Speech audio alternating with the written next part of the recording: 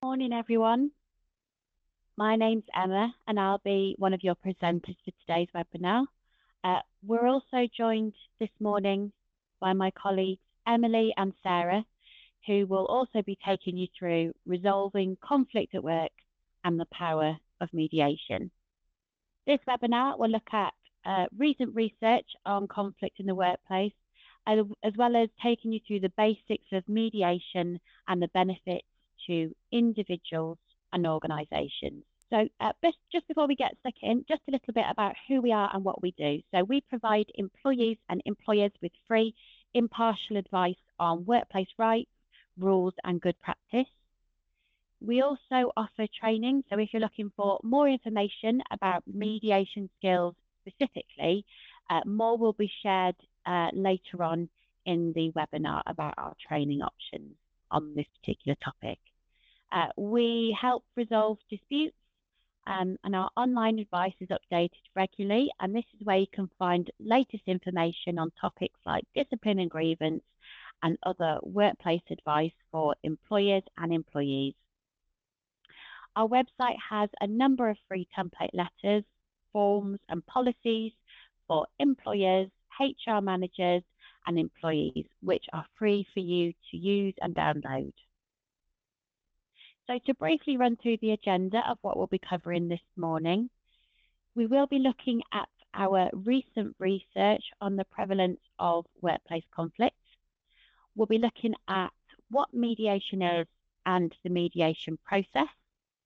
We'll also be looking at when mediation is appropriate and when it's not appropriate to use. And we'll cover the benefits of having mediation as a dispute resolution option within your organisation. So I'm now going to pass you over to Emily, who is our Senior Research Officer at Acas, and she'll talk you through our recent extensive research on workplace conflict. Thanks, Emma. So as Emma said, I'm going to talk you through some research that we've just done. The full report is available on our website. I'll give you the link on the next slide if you want to have a read of it. And we're always really interested to hear what people think of what comes out of our research, what it means for them, what questions it raises. So within the report, there's an email address for the research team. If you want to share any thoughts, we're always very happy to hear them. So please do get in touch. So this is a piece of research we did over the summer, a survey of all working age adults employed within Great Britain at any point within the last 12 months, covered both workers and managers, and gained about 4,500 responses. So it's quite a wide-ranging survey that covers a decent number of people. It looked at the incidents and topics of workplace conflict, its impact on the person involved, what they did to try to resolve it, and how successful that was. And it includes breakdowns of this data by industry and respondent characteristics like ethnicity and age group. And it's the first survey in more than a decade to both collect data by industry and be nationally representative of the population of Great Britain. As I said, there's a link at the bottom there where you can access the report. So we took quite a wide-ranging definition of workplace conflict. It covered both isolated incidents and ongoing challenging relationships. And it covered a wide range of people that someone might have conflict with at work, both within their organisation, such as colleagues and line managers, as well as direct reports, but also people who are not necessarily directly connected to the organisation, like customers, clients, members of the public. That's to cover things like retail and teaching, where a lot of the people that you're working with aren't employees of your organisation, and also colleagues in other organisations that you might have contact with as part of your work. We found that 44% of people of working age in Great Britain had experienced conflict at work within the last 12 months. Although there hasn't been an equivalent survey done in the past, this is the highest rate of conflict that's been found so far. It says that 2 out of every 5 people have experienced conflict within the last 12 months. We found that retail workers experienced higher conflict than any other industry. 1 out of every 2 employees from a retail background said that they had experienced conflict in our survey. And although we thought that that might be primarily with customers and clients, that actually wasn't what we found. 4 industries had lower reports of conflict than the average for Great Britain, which are education, professional, scientific and technical industries, finance, insurance, and administrative and support services. These are the Office for National Statistics industry classifications, so they might feel a bit non-intuitive in terms of names, but this is so that we can compare across other similar surveys by using the same classifications. As I said, we were able to look in detail at how conflict prevalence varied by personal characteristics. One thing we found was that it was much higher for people who said that they had a disability that had a major impact on their life. Almost 2/3 of this group said that they had experienced conflict within the last 12 months. Although it was higher for people who had disabilities that had less of an impact on their life, there's a clear difference for people who had a major disability. We also found that conflict levels were higher in the Northeast, but that they were lower for people in the 55 to 65-year-old age group and for people who identified as Black and Black British as their ethnicity. We're not really sure at the moment why we're seeing these differences, but we are looking at potentially doing more research to try and dig into some of these and find out what's going on behind them. The largest group of people experienced conflict around capability and performance, 38%. And for managers who experienced conflict with their direct reports, almost all of them said that the conflict was about that specifically. As you can see from the chart, another common thing was personal disagreements and relationship issues. And the least common things for people to have conflict around were sickness, absence, and health and safety. Again, there was some variation based on personal characteristics. People whose disability has a major impact on their daily life, so the same group that we said had much higher conflict, also had higher conflict around bullying, discrimination, and harassment, sickness, absence, employment terms and conditions, and misconduct. And this reflects some of what we found in a recent piece of research into disability discrimination claims at employment tribunals. Women experienced higher conflict than men around bullying, discrimination, and harassment. And the Black and Black British group experienced lower conflict around capability and performance compared to other ethnicity groups, 18% compared to 38%, so quite a big difference there. People most commonly experience conflict with either colleagues in their own organisation or their line managers. Each of those account for about 1/3 of people that they had conflict with. 1/4 of people said they had conflicts with multiple people over the last 12 months. And 1/3 of managers said that they had conflict with their direct reports. This was similar to the level that said they had conflict with their own line managers, but well below the amount of conflict that managers reported with their own colleagues on the same level. We offered a lot of options for things that people might do to try to resolve conflict. We found that most people used informal methods, like discussing it with their line manager, discussing it with the person they were having conflict with, which is really reassuring to see, because I think there's a perception that we don't like to talk to people about conflict, but our data shows that no, actually just under 1/3 of people did that to try to resolve it. Less than 1 in 10 took any kind of internal formal action, such as a discipline or grievance or a formal complaint. Around 1/5 took no action at all. So 19% said that they just waited for the conflict to go away on its own. And about half of our pool said that they had largely or fully resolved their conflicts.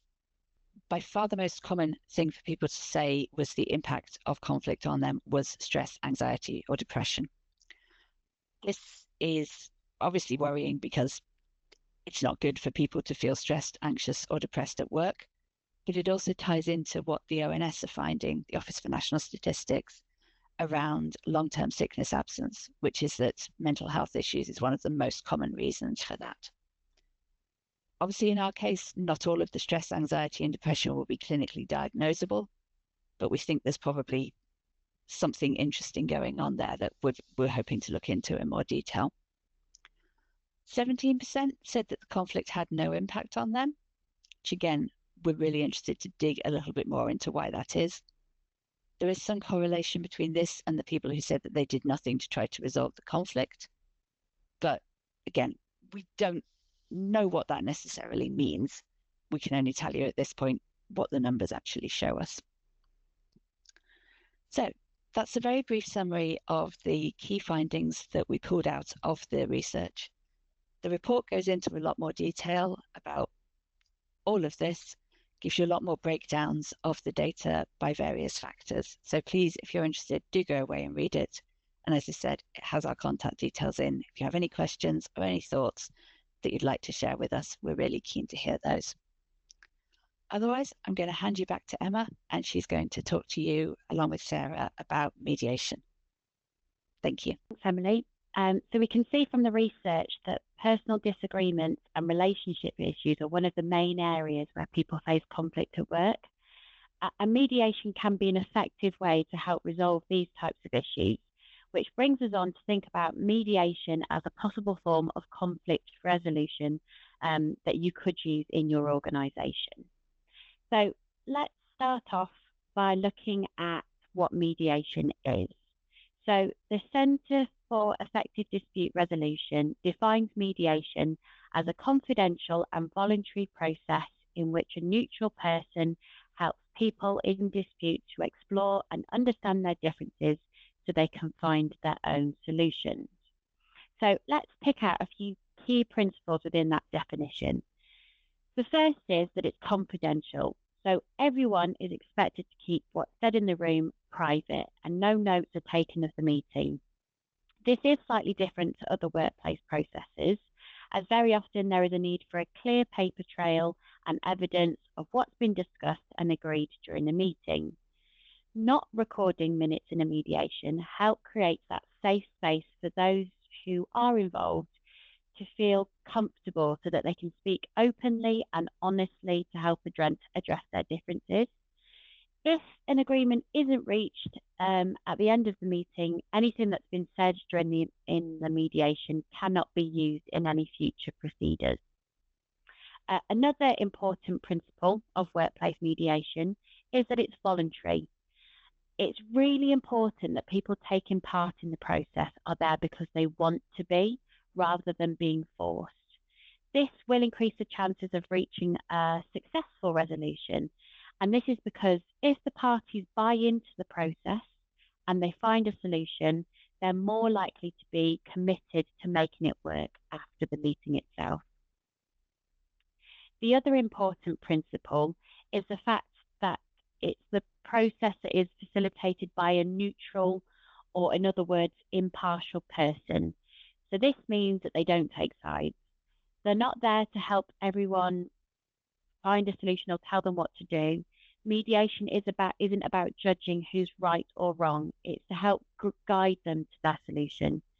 So it looks at how to agree on them, getting to work together moving forward. And again, this is different to other more formal workplace procedures where usually there is somebody making a decision about who's right or who's wrong.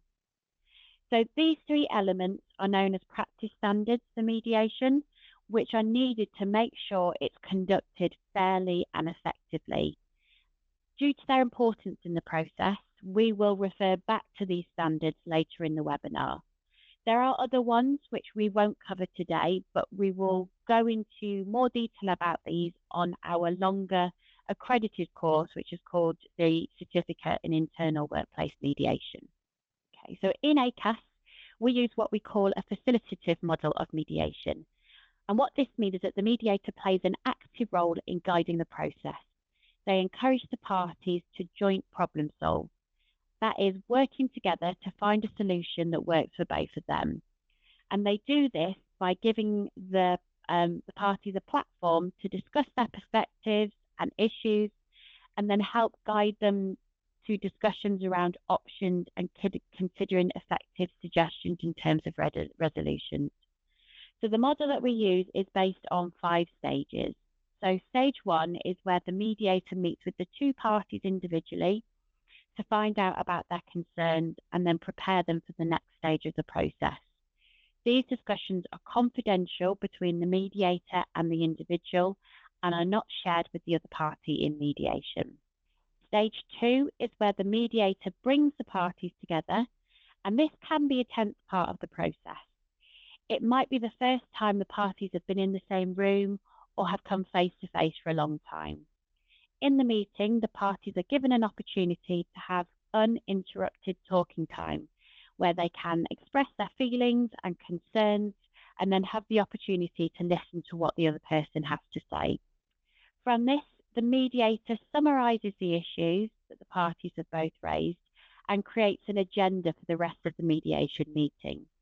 The parties will work through each issue using stages 3 and 4 to explore the issues in detail and build an agreement to then move on to the next issue.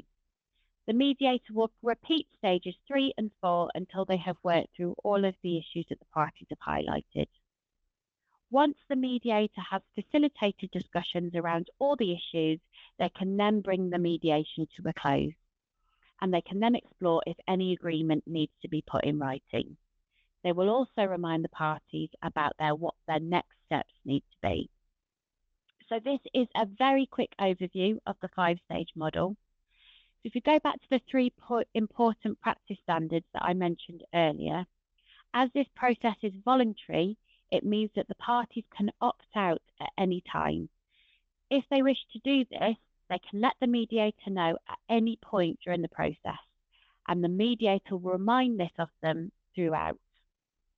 The mediator will also remind the parties of the confidential nature of the discussions. They will do this at the start of the individual meeting, start of the joint meeting, and at the end of the joint meeting. And this is to make sure the parties are fully aware and committed to this important principle of mediation. Also, as the mediator is impartial, when it gets to exploring the issues and building agreements, the mediator won't make suggestions or recommend a solution. Instead, they will facilitate the conversation by asking questions to get the parties to reflect and think through causes of their disagreement and potential resolutions. The joint meeting itself can take a few hours up to a full day, depending on the complexity of the conflict and how quickly the parties make progress. Mediation is a very different approach from other workplace processes, which is why it's important that mediation is only offered when it is appropriate. It could make the conflict worse or could potentially be unfair to those involved if it's used in the wrong circumstances. So we could use mediation when the conflict has caused absence. And similar to what Emily mentioned in the recent research, often when people are involved in conflict, it can impact on their well-being and often lead for them to take time off. Giving someone an opportunity to resolve the conflict before coming back to work might help them feel more able and comfortable about returning to their job. Occasionally, management style can cause conflict between a manager and the employee. This doesn't mean necessarily that someone is a bad manager, but it might be that their specific style leads the employee to feel unsupported. So, for example, if a manager has quite a direct management style and the employee is more suited to a supportive and coaching approach, this has the potential to cause conflict. Mediation can be useful in this type of situation, both to explore the reasons for the manager's style and the impact it can have on the employee. And then mediation could lead to a discussion about alternative approaches which better suits both parties. Mediation might also be appropriate if there is a conflict between 2 employees working at the same level. They could be colleagues, team members, or maybe 2 people from different teams that need to work together. It can be used also to rebuild relationships after a formal process. For example, where 2 parties in conflict and one raises agreements about the other. During the process, the relationship can become strained and resentful. Giving the parties an opportunity to have an open and honest conversation after the process can help them address issues and help them to find a way to move forward. There are also circumstances where mediation is not appropriate. The first is where there is a question of guilt or right and wrong. If we remember, the mediation's role is to guide parties to a resolution, not to pass judgment on what has or hasn't happened. So, where somebody has done something wrong and a sanction might be applied, the mediation would not be appropriate. In circumstances where somebody has breached a policy or a rule, the policy should be followed. And this is also why discipline or performance issues wouldn't be appropriate for mediation. There is a clear process with this dealing with this type of issue, which sets out how the situation should be managed and how the behaviour should be corrected. So, for example, if someone has been racially harassing a colleague, we would not mediate in this instance. And there is clearly someone in the wrong, and there is a clear policy to deal with this type of issue. It also would be inappropriate to mediate where one party has significantly more power or influence than the other. For mediation to be effective, we need the parties to be able to speak openly and freely to one another. And a power imbalance can sometimes prevent this from happening. It might be fine to mediate between an employee and their line manager, but not necessarily between a very senior person and somebody junior. In that case, the power imbalance might be so significant that the mediator would be unable to create a space where both parties feel comfortable to speak openly and honestly. And finally, when we discussed the mediation definition, we talked about it being a voluntary process. It would be inappropriate to mediate if there is an unwilling party. Forcing someone to mediate would make it unlikely for solutions to work when they go back to their day job. Okay, so we're now going to look at a fictional case study based on a situation we see quite often whilst carrying out mediation sessions at Acas. So I'm now going to hand over to Sarah, who will take you through this. Okay, thank you, Emma. We're going to look at meeting Cassie and Ben. They've both worked for a large retailer for a number of years. They've had a smooth working relationship until recently, when they had an argument in the canteen. Cassie felt that Ben's behaviour was disrespectful, and since the disagreement, he now avoids her completely and doesn't include her in communications. This has had an impact on their day-to-day work and their ability to work together. Their relationship is strained, and the atmosphere between them has become very tense. It started to affect their colleagues. Cassie has tried to speak with her manager, and they didn't want to get involved, but said if Cassie felt that strongly about it, she should consider putting in writing and raising a grievance. Cassie thought about this and decided her best option was to raise a grievance against Ben. The grievance was investigated, but with no witnesses or any other evidence. It was mainly Cassie's word against Ben's, and the grievance wasn't upheld. Cassie felt very upset by the situation and decided to appeal, but the original decision was upheld. This left Cassie feeling completely unsupported by the organisation, and in the meantime, the relationship between her and Ben continued to suffer. Ben felt unhappy, and he'd been dragged through this grievance process unnecessarily by Cassie. He'd been stressed out by the situation and was worried about losing his job.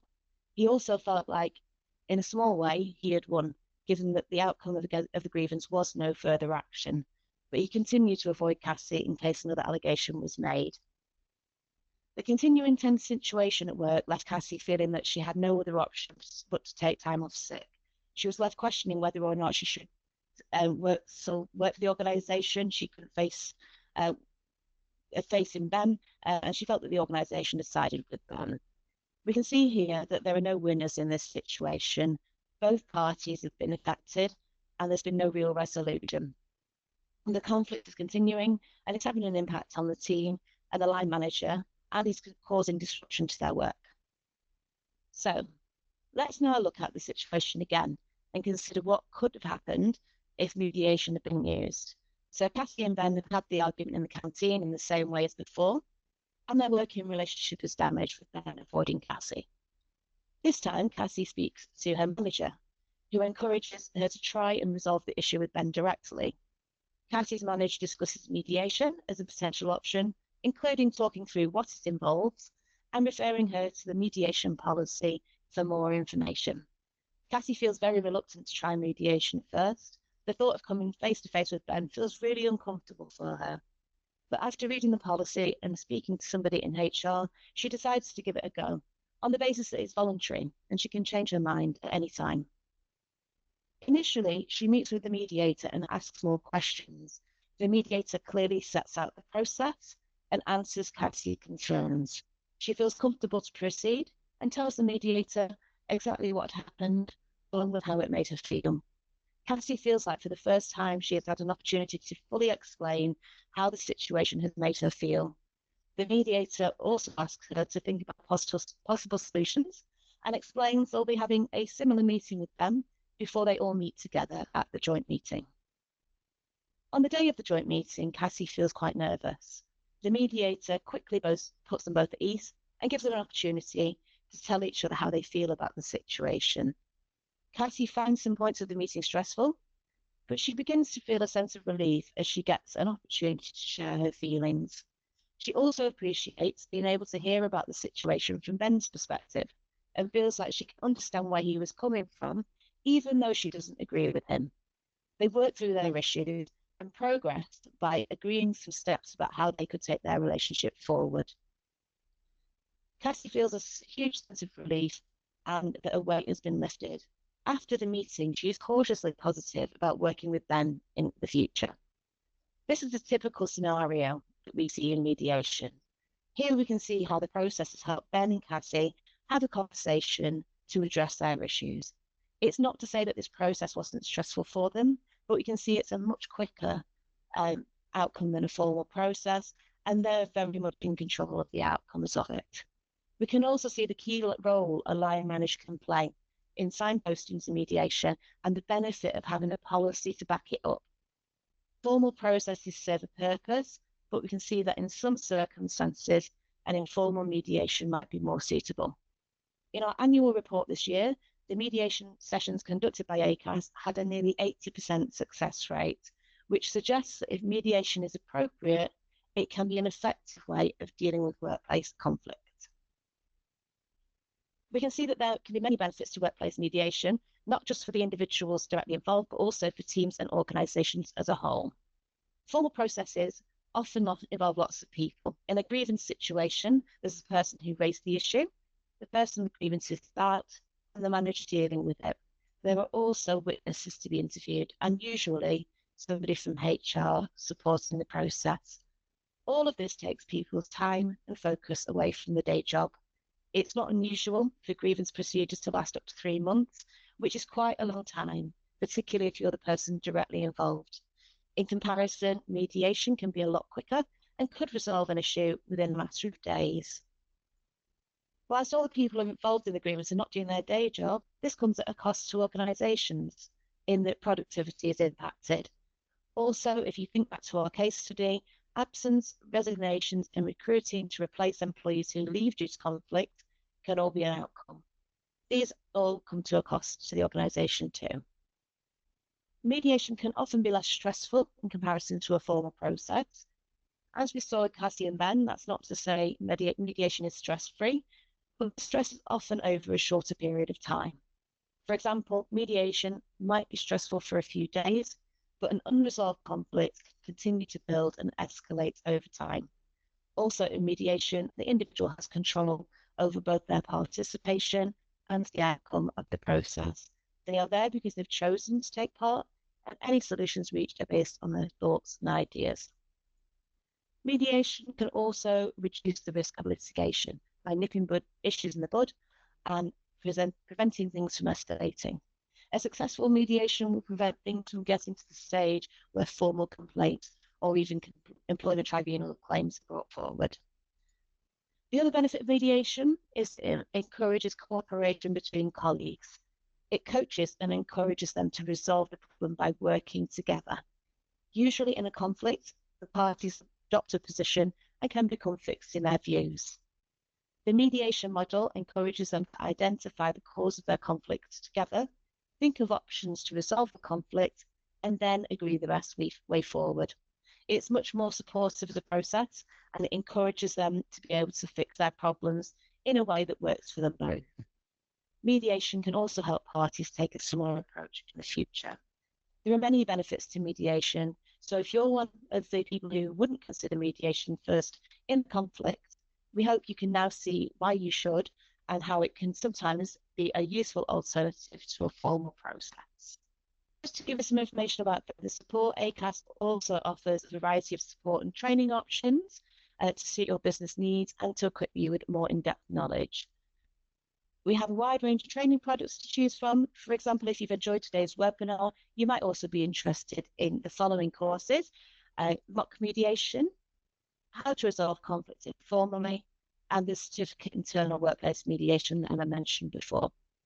We have lots of options to support you, from dealing with workplace problems to developing skills and practices to keep you up to date, and whichever method you prefer. So to summarise today, mediation has many benefits and can be a good option to resolve interpersonal conflict within a workplace. Today's webinar has covered an overview of conflict in the workplace, the mediation process, when to use mediation and when not to, and the benefits of mediation, as well as introducing you to the research with the prevalence of conflict in the workplace. To keep yourself up to date with relevant training and information relating to employment law and good practice, employers and people managers are encouraged to register for Acas email updates. We will be highlighting the publishing of new Acas advice, employer resources, and training events, and also providing timely updates on changes to employment law.